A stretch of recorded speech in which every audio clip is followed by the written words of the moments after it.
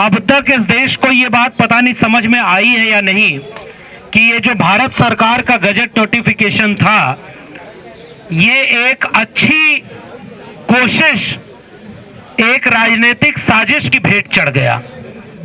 इसकी अच्छी कोशिश ये कि इस देश के कैंपसेस को हम जातिगत भेदभाव या किसी भी तरह के भेदभाव के बिना सबका कैंपस बनाएंगे।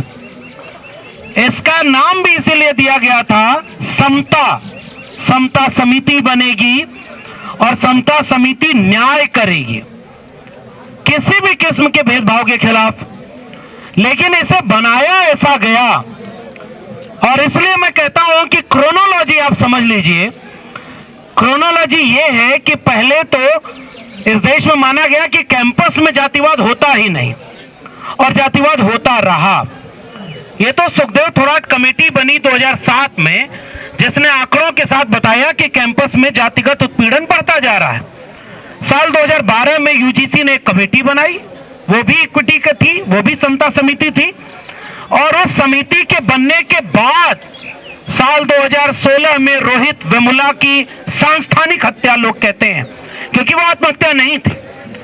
उसके बाद डॉक्टर पायल तड़वी, उसके बाद 2023 दर्शन सोलंकी, और अब यूजीसी कह रहा है कि 118% मामला बढ़ गया है कास्ट बेस्ड एट्रोसिटीज का।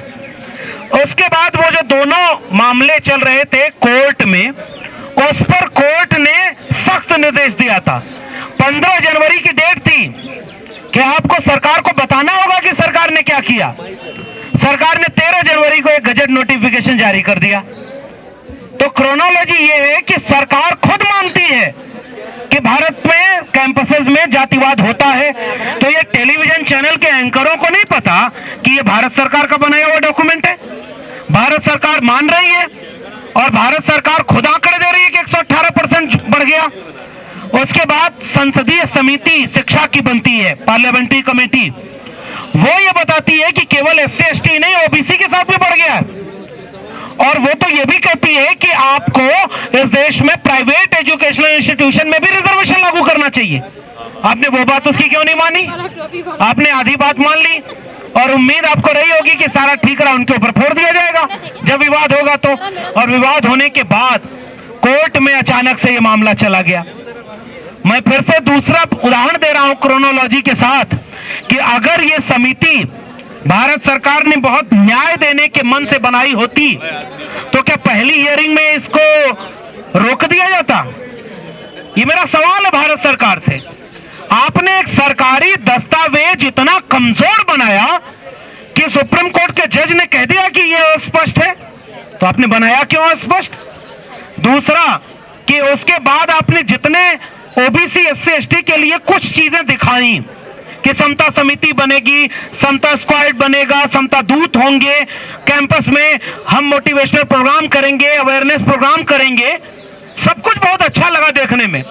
लेकिन भेदभाव और जातिगत भेदभाव, इन दोनों को कैसे क्लब कर दिया, ये बात भी समझ में नहीं आई।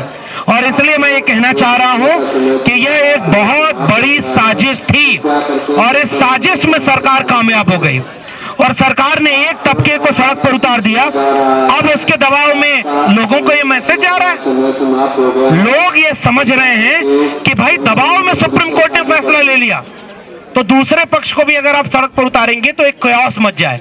असल में इस देश में जाति जनगणना जैसे मुद्दे पर कोई बात ना होने पाए, जाति जनगणना से मिले आंकड़े ना आ पाए, और सब आपस में ऐसे लड़ते रहें, इसके लिए साजिश का नाम है। अब चूंकि कई बार ऐलान हो चुका है कि समय खत्म हो गया है, तो अब यही लड़ाई हमारी है। देखिए, जब भी सामाजिक न्याय की लड़ाई लड़ी जाएगी, सामाजिक न्याय की लड़ाई के समय केवल यही मुश्किल नहीं रहेगी कि कोई आपकी सभा को डिस्टर्ब करने के लिए आएगा और सारे टीवी चैनल कैमरा उधर चले जाएंगे। आपको यह भी कहा जाएगा कि आपका समय खत्म हो गया, अब जाइए। और जितने लोग अभी 10 दिन पहले तक प्रोटेस्ट कर रहे थे, और जितने लोग 10 दिन पहले प्रोटेस्ट कर रहे थे, उनमें लोग प्रधानमंत्री जी को गाली दे रहे थे जाति के नाम पर। मुझे बहुत बुरा लगा। तो हम लोग ये कहने आए हैं कि इस पूरी चीज में सरकार की मंशा बहुत संदिग्ध है। आगे एक बड़ी रणनीति बनाई जाए और संवैधानिक तरीके से एक बड़ी लड़ाई लड़ी जाए, समाज तय करे, क्योंकि मंडल के दौर में भी इस तरह के आरोप लगे थे। अगर अब इसे रोका न गया तो एक मनोवैज्ञानिक हमला है और न्याय और समता की लड़ाई हमेशा मुश्किल रही है। इसे उम्मीद के साथ कि हम इस लड़ाई को सरकार से सवाल के साथ लड़ेंगे और सरकार जो आंकड़े दे रही है उन्हीं आंकड़ों के साथ हम सवाल पूछेंगे और जाति जनगणना की मांग करेंगे कि जाति जनगणना तुरंत होनी चाहिए ताकि आंकड़े आ जाएं और जिसकी जितनी संख्या है उसको उतना न्याय मिल जाए। इसी उम्मीद के साथ मैं शुक्रिया करता हूं आयशा का कि आपने ये आयोजन किया और आगे आप जो फैसला लेंगे वो समाज, मुर्दा समाज को न्याय नहीं मिलता, जो जिंदा होता है उसे ही न्याय मिलता है। तो न्याय और समता किसी जाति और धर्म के खिलाफ नहीं होती, वो भेदभाव के खिलाफ होती है और भेदभाव के खिलाफ हम लड़ेंगे। जो यूजीसी का रेगुलेशन आया वो नाकाफी है। चाहे मैं दिल्ली की सरकार में मंत्री रहा, उस नतीजे से मैंने चीजों को पढ़ा, चाहे एक वकील के तौर पर उत्पीड़न की घटनाओं को पढ़ा, हर एंगल से इस नोटिफिकेशन को पढ़ने के बाद मुझे लगा ये नाकाफी है। जो हमारी डिमांड थी रोहित एक्ट बनने की, रोहित एक्ट से अलग हमें कुछ नहीं चाहिए। क्योंकि आप ये देखिए, जो इंजीनियरिंग कॉलेज हैं या IIM IITs हैं, मेडिकल कॉलेजेस हैं, या तमाम वो एजुकेशनल इंस्टीट्यूशन जो यूजीसी से एफिलेटेड नहीं है, वो तो इस गाइडलाइन में कहीं कवर ही नहीं है, रेगुलेशन में। ये रेगुलेशन तो यूजीसी के एक्ट के तहत आए हैं, इससे काम चलने वाला तो है नहीं। दूसरी बात, विरोध करने वाले उसको ना तो उन्होंने पढ़ा, विरोध करने वाले भी आंख मीच के विरोध कर रहे हैं। और ये जो अपने आप को सो कॉल्ड मुख्य मीडिया कहता है, मुझे तो कई बार लगता है सब प्रीजुडिस है, उन्होंने भी उसको पढ़ा नहीं है।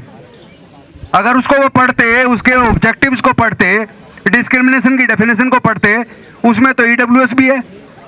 ईडब्ल्यूएस में कौन है भाई? ईडब्ल्यूएस में तो ब्राह्मण, बनिए, ठाकुर, तमाम जो स्वर्ण जाति में आते हैं वो सारे के सारे ईडब्ल्यूएस में आते हैं। तो वो रेगुलेशन तो ईडब्ल्यूएस पे भी कवर होती है। और दूसरी बात, वो जो कमेटी थी जो सुप्रीम कोर्ट के डायरेक्शन पे बनी, उसमें जो 30-31 सदस्य थे, उसमें 18 के करीब तो बीजेपी के ही सांसद थे और ज्यादातर स्वर्ण जाति से थे।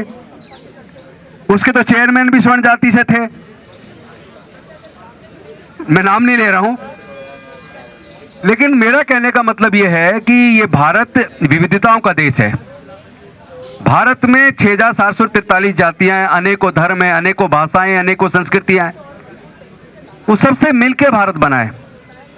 भारत बार बार गुलाम क्यों हुआ? इसी जातिवादी व्यवस्था, मनुवादी व्यवस्था की वजह से हुआ है।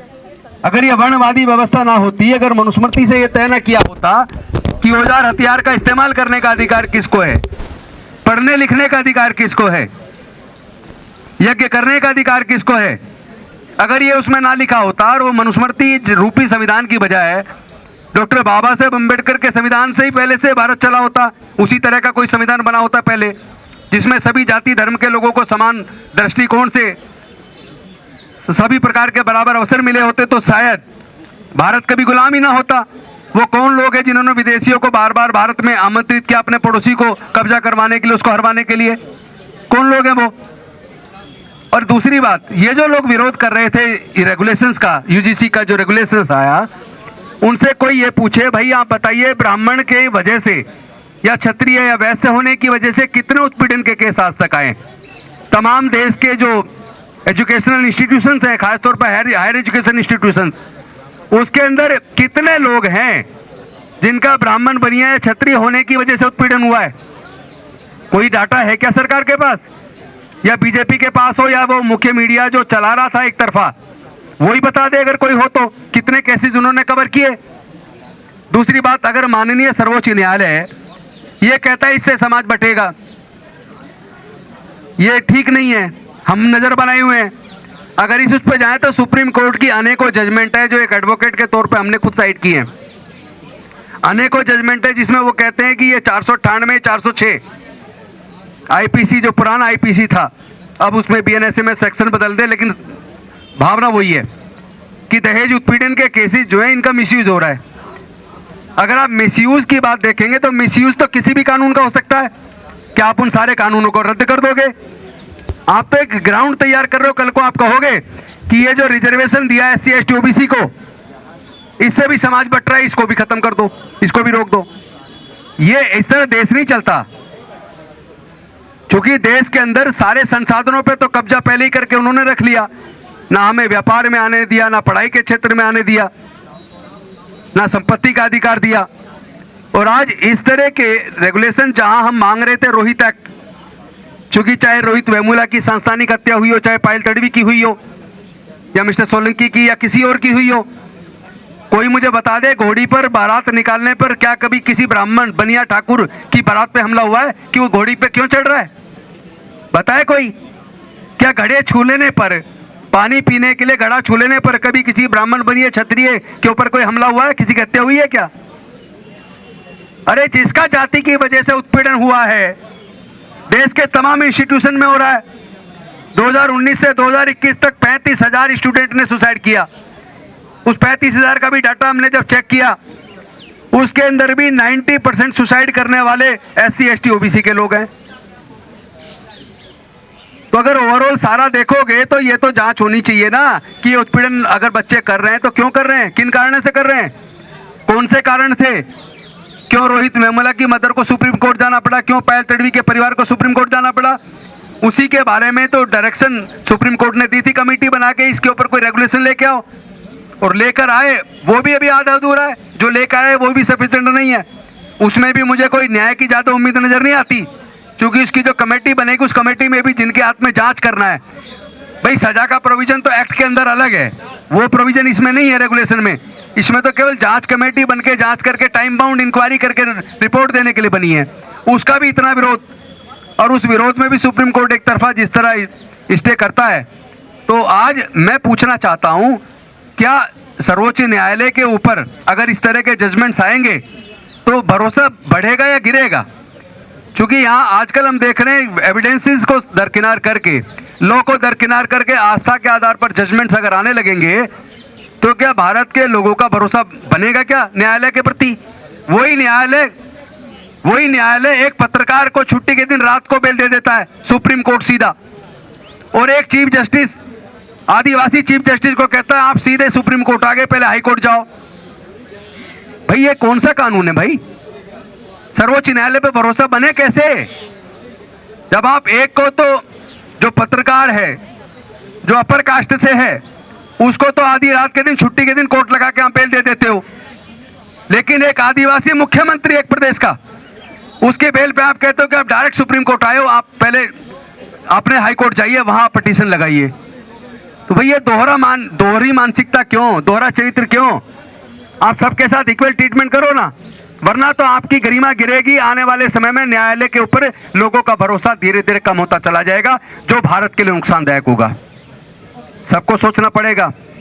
रोहित एक्ट की मांग क्यों है? क्यों वर्षों से हमारे छात्र जूझ रहे हैं? इसी जंतर मंतर पे इतने बड़े बड़े प्रदर्शन किए हैं और उस पर आश्वासन सरकारों ने दिया कि हम रोहित एक्ट लेकर आएंगे। रोहित एक्ट का क्या हुआ?